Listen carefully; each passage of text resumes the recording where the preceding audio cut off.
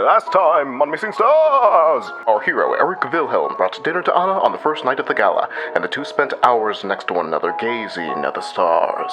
Seriously, I'm getting fucking diabetes. Send help. Anna reluctantly agreed to see the open house with Eric the following morning, where she and Eric enjoyed listening to the music stand. After an impromptu dialogue with Ella, Anna retreated to her room to recover, promising to have dinner with Eric later. Our story picks up the following morning, where Eric recounts his experiences of the previous night. We did have dinner in the end. It was a little strange, though. Not dramatically so, but Anna was quiet and seemed withdrawn. I wouldn't say it was awkward, but I don't know, maybe it was just a little bit. I didn't fully understand it, but I got the impression that despite her nap, Anna was still exhausted. Yeah, I mean, it took an incredible amount of energy for her just to engage with Ella, and also talk to you with her voice. It's incredible that she managed all that. I don't mean that in a condescending way. I mean, even today, social situations do drain a lot of my energy. I spent some time that evening thinking about what it could be. The thing that kept coming back to me, against what I was hoping, was that it was talking to me that exhausted her. It did, after all, seem to take a huge amount of effort for her to do that, and she departed almost immediately after. I didn't get a chance to ask her what was up. She showed up at the cafeteria, we ate, and she left. Didn't say anything verbally, and said very little via text. I didn't want to think about it too much, but it was on my mind all night after she left, and was the first thing I thought about when I woke up this morning. I'm wondering what I ought to do today. I don't think there's anything on until this evening, when there's some sort of dance according to Ella. I'm not especially looking forward to that. My specific brand of dexterity lends itself well to scaling a mountain, but not so much, in my experience at least, to moving gracefully around a ballroom. Though that said, my experience may not count for much. I haven't really danced with someone before. Oh my god, I keep on biting my fucking tongue. I've certainly danced at a few parties and things, but not with a partner, and not in the way that could be considered graceful.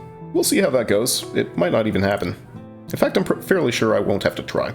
As always, I feel bad about assuming things about her, but I just can't see Anna getting down in public. Get down! I snort mirthfully to myself. I can't believe I just thought the phrase get down. Oh, thank you! What are you, Parliament Funkadelic? I reached the area of the grounds where previously there had been a few tables and things set up, where Anna and I had hung out yesterday. There's nothing here now. I can just about make out a few patches of grass, where it's clear there have been a lot of people milling around, or where the table legs were. So what am I doing here? Dinner with Annalise might have been a little weird and awkward last night, but I shouldn't let it dissuade me. At least I don't think it should. Man, I wish Ella were around to snap me out of this or something. She's much more self-assured about her relationship advice than my own subconscious apparently is. She would probably just tell me to talk to Anna instead of avoiding things. No doubt she'd want me to go and see her, even. I decided to half follow the advice of the imaginary Ella in my head and pull out my phone. It takes a few seconds for me to actually start typing. Good morning. I can't explain why I had to think about it for as long as I did. I expected a reply to come pretty quickly. That seems to be how it is generally with Annalise. I'm left disappointed though. I stand there waiting for a reply for a couple of minutes before I realize that I should probably do something else. I find a nearby bench to sit and think for a minute about what to do. A few minutes later, I am not any closer to having an idea when my phone beeps. I whip it excitedly from my pocket, but feel crestfallen as I read the sender, Beatrice. A stone drops into my stomach as I remember that my sisters are supposed to be coming today. Normally, this wouldn't have such a negative effect on my mood. I'd be pleased even. My mind is just so preoccupied right now that I'm really not looking forward to playing host to anybody else, even my own sisters. That said, I should probably read the message at least. Hey bro! Insightful. I wonder if I should reply, or if she's busy typing something else out. I type a quick, hey Beatrice, hoping I might be able to return swiftly to my own thoughts. But apparently not, as she replies again almost immediately. We'll be there soon, Eric. I hope you're ready. I don't think anybody else I know uses exclamation marks as much as Beatrice does. What time do you think you'll be here? Hold on. I do so. Hilda says about 40 minutes. See you then. Oh, okay, that's not so bad. That gives me time to snap out of whatever this mood I'm in right now is. I wish I could get to the bottom of it, though. When I try to think about it, my thoughts return only to the night before, which I didn't think was so spectacularly bad as to make me feel this low about it. All I can think is that after such a good day as it had been, it affected me more than it normally would, that the evening was a little lackluster. But that's all it was, really. Lackluster. So why am I so damn down? I look at my phone, because you're freaking in love, dude. I look at my phone again, in vain as it turns out. I stand up without meaning to, but this action fills me with a surge of unexpected fervor. What am I doing? This is stupid. Pathetic, even. Anna is probably just still asleep. It is Sunday, after all, and I glance at my watch. Still so early. Why have I spent so much energy this morning worrying about not getting a reply to a text, or that dinner was a little awkward? Brimming with verve. I didn't even know that was a word. I head immediately back to my dorm room. I didn't put any effort into getting ready before I left the room this morning. My head was elsewhere, and I don't really want my sisters to see me looking like this. This is more like it. After spending a few minutes choosing a coherent outfit and having combed out as much of the bedheadedness from my hair as I could, I feel much better about myself. I'm presentable, at the very least. I don't think I need to put any more effort than that in for my sisters. That would be weird. Yes, it would. My phone beeps. We're just pulling up. Again with the exclamation marks.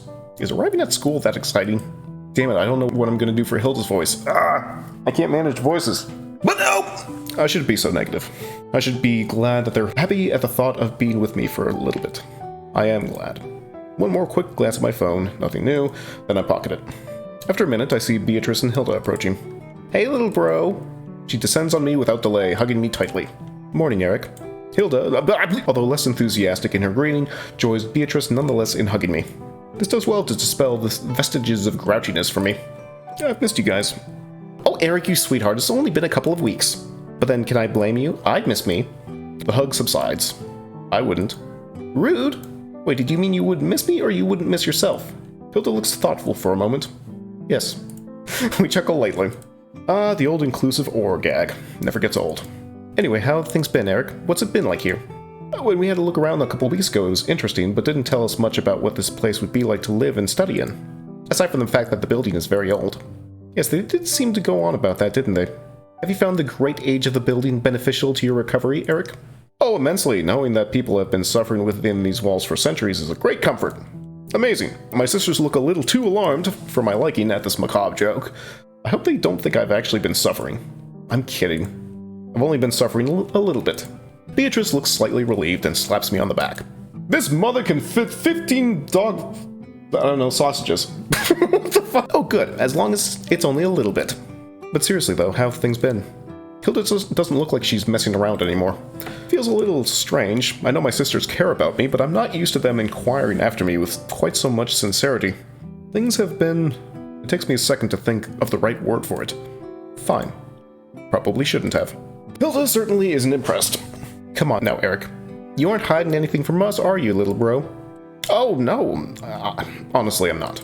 Things have been just fine, I'd say. On average. On average, you say? So have there been peaks and troves? Oh, well, sure. So?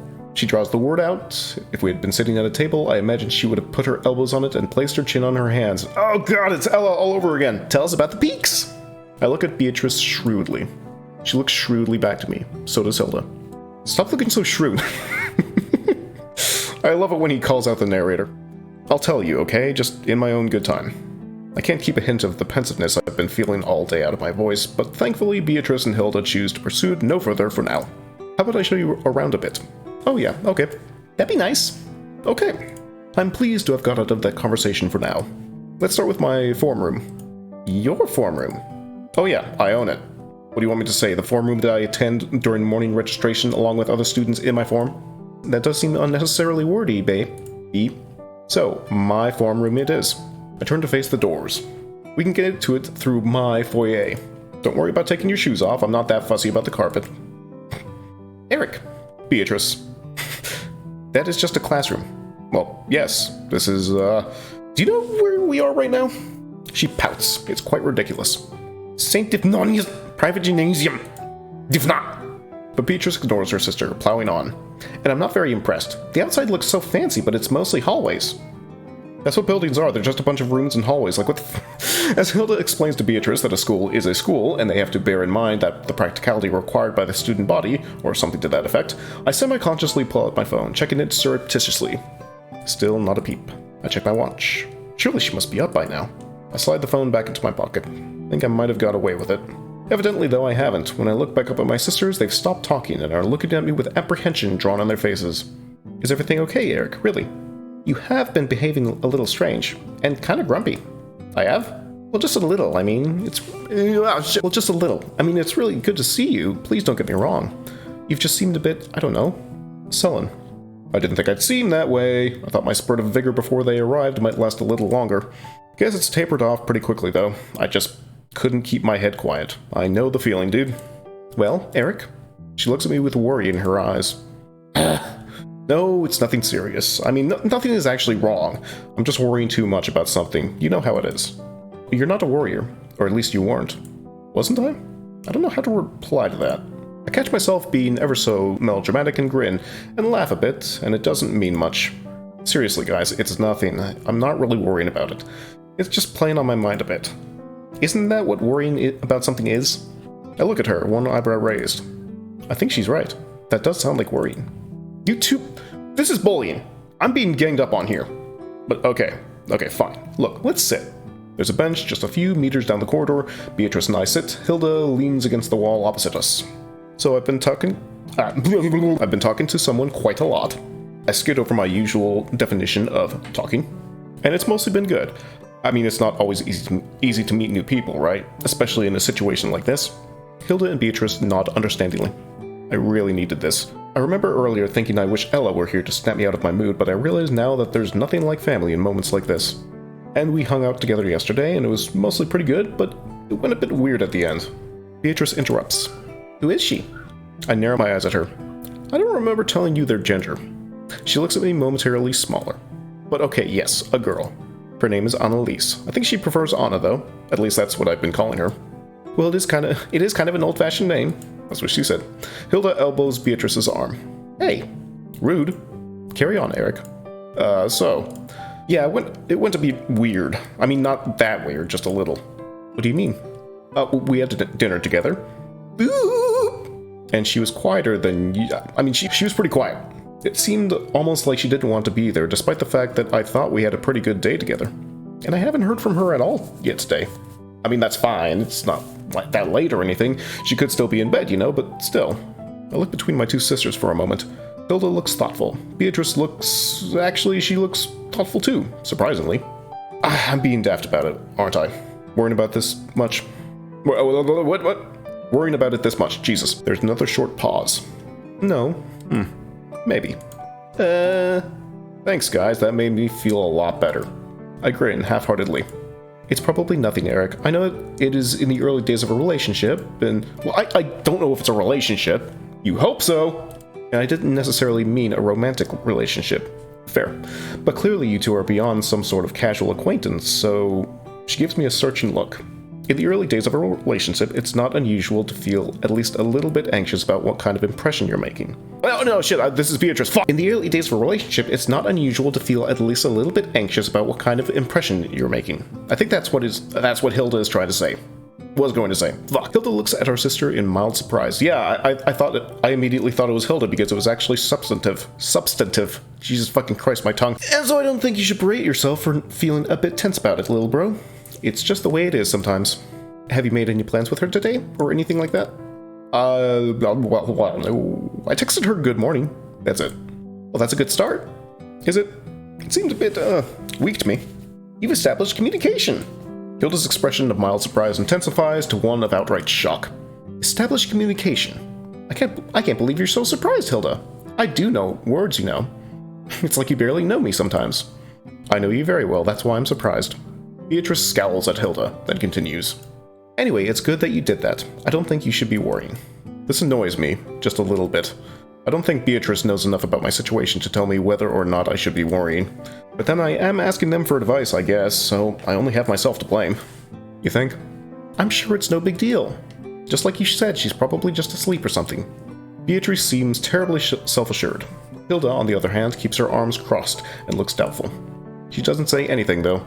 I sort of wish she would. In a weird way, I almost want my worries to be justified rather than quelled. Why do you think she was quieter than normal last night? I've been asking myself that a lot. I don't know. I don't know if there really was a problem, or if she was just tired, or what. I don't know! Then the best thing to do would probably be to ask. Yeah, I'd say so. I agree. I think for a second, then reach into my pocket. I stare at my phone without turning the screen on. My reflection stares back at me, grim and unsure in the makeshift dark mirror. Think I should ask in person? Why wouldn't you? Oh yeah, right. Well, it's just that, we've barely spoken. I thought you said that you'd been talking to this person quite a lot. I've spoken to her quite a lot, sure, but she hasn't really spoken to me. Beatrice looks even more confused than she did before. Okay, is this person, real? You haven't got yourself an imaginary girlfriend, have you, Eric? Hilda smirks, but looks unsure about it. Her searching look intensifies. God, no, it's nothing like that. No, it's just that she doesn't talk much. She's the quiet type? Well, no, I think it must be more than that. It's hard to explain. Basically, I think she's spoken to me for maybe 30 seconds in total, but we've texted quite a lot. I say this hastily, quick to allay the slightly concerned expressions that appear on my sisters' faces. Perhaps I was wrong to assume the worst of what they were thinking, though. Oh, Eric, that's very sweet of you. I feel the same pang of irritation that I felt when I was congratulated by Miss Clace and later Ella for talking to Annalise. Once again, though, I quash it. No sense making a thing of it now. No, actually, I think I've heard of it enough times. It's not like it's some noble act. I'm talking to her because I want to, not because I'm some damn white knight. Can't believe I actually said it. I didn't mean like that, little bro. Lighten up. I just meant it's quite cute for you two to be talking to each other. Despite the barrier you have. Fuck. Oh. Sorry, B. I think some other people have jumped to that conclusion before, and it always irked me a little bit. It's alright, Eric. I understand. That would annoy me as well, I think. But yeah, it's cute. Thanks. I think. That is a compliment, right? You're not mocking me, are you? Beatrice feigns insult. Eric, I would never. Sure. But, I shake my head, trying to get back on track. Right. What do you think I should do? Go see her, text her again. I look exasperatedly between the two of them. What am I meant to do with that? Beatrice looks thoughtful for a moment. You could text her to tell her that you're coming to see her? Okay. Alright, maybe that's a good idea. Do it! I pull out my phone again. Hey Anna, mind if I drop by in a minute? Are you awake? I don't expect a reply immediately. Maybe I shouldn't expect one at all. Either way, I stow the phone again without delay. Right. Girls' dorms. Let's go. Wait, they split the dorms by gender? I know. It's a bunch of high school students. Do you have any idea of the chaos that would happen if they weren't split by gender? Oh, they fuck! During the short walk to the dorms, I was turning over the question of what to say to Beatrice and Brunhilde in my head. I don't think it would be a good idea to turn up outside Anna's door with two total strangers in tow. I think I'll just be honest. I can't think of anything more sensible than that. I turned to them. Look, you two, would you mind waiting out here while I go in and see what's up? It's just... Aw, are you embarrassed by us? No, of course not. I just don't want to overwhelm her. Hilda gives me a skeptical look. It's just us. I know, but trust me, this is the best. Just stay by the steps here, okay? I won't be very long, I don't think. I'll text you if I'm going to be longer than expected. I turn towards the doors of the dorm building, feeling strangely embarrassed. It's not a pleasant feeling, and I'm not proud of it. I guess the thought of us communicating almost exclusively via text was cute, but the thought of someone being totally overwhelmed by a couple of friendly strangers made it too real for them? I don't know. Yeah. The novelty wears off if people actually know what it's like to have these issues. My phone vibrates as the door closes behind me. This time, it is Annalise. Yeah, okay. The sparse reply doesn't exactly fill me with confidence, but I'm glad of it nonetheless. At least I'm not going to be turning up uninvited. Fuck. As I approach the dorm, I slow down a little and try to shake off the feeling that I'm on some sort of warpath. That probably wouldn't make a great impression. She opens the door almost immediately, as though she were waiting for me right on the other side. Without looking at me, she shuffles past me out of the room, closing the door behind her. She leans against the opposite wall. Her face is impassive. She looks in my direction, but not at me. Hey, Anna. A faint, dry smile flickers across her lips, and the corners of her eyes wrinkle in an artificial manner. This lasts for less than half a second. It was more like a wince than a smile. Everything okay? Stupid question. Not really. Her speech catches me off guard. I was certain this was going to be a communicating exclusively by text moment. I try not to let my surprise show, and luckily for me, Anna still isn't looking at me in the face, so I get away with it. How come? I'm disappointed that I couldn't manage it, just for one day. I wasn't prepared for this. Not sure what I was expecting, but it wasn't anywhere near as deep as I get the feeling this is going to be. I thought I could do it. I tried so hard. Eric, I tried so hard. Oh my god, this is heartbreaking. She looks at me, her eyes are glassy, tears forming at their corners, but not enough to spill over. And I was so close. She takes a step toward me. I was really close, wasn't I? I don't... But that's not enough. Because as soon as I try and fail, it's as though I never tried. In fact, it makes things worse. If I try to do something so simple and still fail, I'm still seen as a freak. Even more weird than if I hadn't tried at all. Because at least if I don't try, people might get the impression that it's deliberate somehow. That I'm like being like this. Like I assumed that you were. I feel like such a fucking asshole, in hindsight. Wow, look at her, she's so mysterious and cool, over there in the corner. Not talking or moving or doing anything, how enigmatic. Her voice is shrill and frantic, not at all like the low, scratchy sound I heard before. I can't. Her hands shake and twitch at her sides. The fingers of her right hand are tapping out a pattern, spider-like, onto her thigh. I'm sick of it, Eric. I don't think I can do anything about it. I've tried, and it hasn't worked. It hasn't worked. She slumps back against the wall and looks down at the floor. My mouth feels dry. I swallow. Anna, I can't say I fully understand, but I want to. Can you help me to understand? Understand what? You've been trying to do something, right? And it hasn't gone very well. What is it you've been trying to do? This is exactly the right thing to do. Make her know that you're on her side and you're here for her. You're not judging her, you just want to be there as somebody who cares about her. She looks up again, but not at me. Her expression is one of something like, but not exactly, exasperation, as though she's fed up of her own thoughts at how ridiculous they are. Fucking... She shakes her head. Be normal. I've been trying to be normal, instead of being weird and quiet. I suspected that was what she was getting at, but I didn't want to say it outright. It would have felt wrong to say that, to do that. What have you been doing to try? Oh god, I don't even know. Stupid things.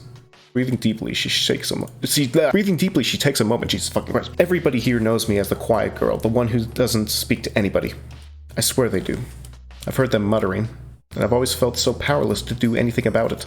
It was like once that stereotype was established, I couldn't do anything to break it. And I mean, it's not as if the stereotype wasn't there for good reason. It is the way I was. Am. She inhales deeply and lets more words spill out of her mouth in a single breath. So when you arrived, I thought that you wouldn't have that stereotype of me in your head. You wouldn't know me as the quiet girl. So I tried. I tried to be something even close to normal with you. And I know I failed immediately, like clearly I failed, I didn't talk at all. I mean, passing notes? I can't believe that I fooled myself that it was working for a little bit too. I thought that was progress and that if it kept going like that it might get somewhere. And it didn't fucking work. And I was stupid to think that it might. It's embarrassing. It's more than that. It's scary. What if I can never change? I don't think it's ever going to happen. And it all made me so fucking tired. I can't explain just how exhausted I felt. I'm so tired of it. If this didn't do it, what will? Then there is silence. After a moment I become aware once again of my own presence. I had become so drawn into what Anna was saying that I had stopped feeling myself. I have to say something. It has to be good, I can't let her down. Anna. Nothing comes to mind. I rack my brain, but draw a blank. Think, Eric. You're speaking to me. She looks at me for the first time in a few minutes. It looks almost like she wants to laugh. Perhaps it's obviously panicked expression on my face at the thought of having to think of something to say. Yes. I mean, that's pretty unusual. She continues looking at me, quite steadily. My point is, that's progress, isn't it? You just said that you haven't made any progress and that you're back to square one, but here you are speaking to me right now. That's progress. That's pretty incredible, actually. No, this doesn't count. I'm having a breakdown or something. This isn't progress. This is desperation. It doesn't count. You can't say that. How will you ever get anywhere if the moment you improve, you wave it away as not the real thing? Even before today, before a couple of days ago when you spoke to me for the first time, you still communicated with me. We still hung out. If that was new and scary to you, then the fact that you did it, even if to other people it might be a small, inconsequential thing, then that's... I struggle to think of a word potent enough to describe this very specific situation. That's good. It's great. It's impressive. It's what everybody should be striving to do, you know? Pushing themselves. At least I think so. And look, I'm sorry if this seems like I'm patronizing you or something.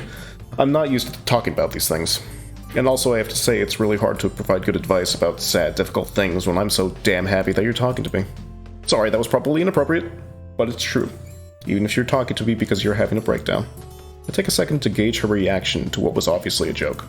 Okay, if you're actually having a breakdown, then I'm not happy about that, but that was an exaggeration, right? I look into Anna's eyes, she looks into mine. It's only as it stops that I realize how deeply and quickly she'd been breathing up until now. Her hand, the one that was playing thigh piano before, twitches toward her pocket as though to take out her phone. Then she balls it into a fist and slams it into the wall behind her, startling me. I don't think she did it fast enough or from enough distance to cause herself any pain, but it shocks me nonetheless. She breathes deeply, then speaks on the exhalation, forcing the word out. Right. Another deep breath. I don't know what to do now. You don't have to do anything. No? No. A pause. Feels like it should. What do you mean? If you're right, and I have made progress, I feel like I can't lose momentum. I have to keep going. or it'll run out. I look at her for a moment, thoughtfully, though I hope my expression is one of sympathy and caring, not one of some sort of medical curiosity. I think maybe you should be careful about pushing yourself. She frowns at this, but lets me continue. I'm not a therapist or anything. I mean, obviously, I'd be able to talk about this stuff much better if I was, but you seem burnt out last night and today. You said it yourself that it makes you tired. She narrows her eyes at me, takes another breath. That seems contradictory. You talked about it like it was all a good thing, and that I'd made progress. Yes, and that's true, but you don't need to force yourself so much. Then remembering that I am an entirely unqualified teenage boy, I hasten to add, I don't think. What I mean is, you can just be you. Maybe push yourself a little when the time seems right and when you think you've got the energy for it. Am I making any sense? Maybe. I just don't know if I'd be able to tell when the time was right. Perhaps that's something I can help with. She smirks almost imperceptibly, but noticing it makes me happy. To add to that, the next sentence she says isn't preceded by a deep intake of breath. What, are you going to hover over my shoulder all the time and point out when I've got a good opportunity to not be a freak? Hey now, don't call yourself that. And maybe that's exactly my plan. How are you going to stop me? She shakes her head. If that's how you want to spend your day, maybe you're the freak. Well, excuse me for liking you. That sounded a lot snappier in my head. I bet that sounded a lot snappier in your head, didn't it? I think I got snappy confused with sappy? She laughs and gives me a small punch on the arm, in the same spot as always. This restores my mood better than anything else could. Yeah, I just had a thought. If those walls are plaster, imagine how many times they have to, like, spackle holes and shit with people, like, punching walls. I did a bunch of wall punching back in the day. I haven't punched a wall in years. I don't know if you can see it, but my middle knuckle on my right hand is actually, like, larger than the other ones. And that's because at some point, like, a long time ago when my first girlfriend broke up with me, she was a long-distance relationship, I was so angry, mainly with myself, that I just started punching my wooden dresser over and over and over again until it basically broke my knuckle, and I never got treatment for it. And I don't know exactly what the hell happened, but it just, like, grew back bigger than it was before. And you can see, I don't know if you can see it, but you can see some scars from when I punched a mirror at one point and it just tore up that part. But that's all over now. And I can look at these marks and remember that it used to be a lot worse than it was now, and I managed to live through all that shit. So whatever I experience these days, I can get through it. That's what I think of when I see these. She laughs and gives me a small punch on the arm, in the same spot as always. This restores my mood better than anything else could. I rub that part of my arm pointedly. You know, I'm really starting to form a bruise there. Annalise, or rather Anna, doesn't look the least bit dismayed by this.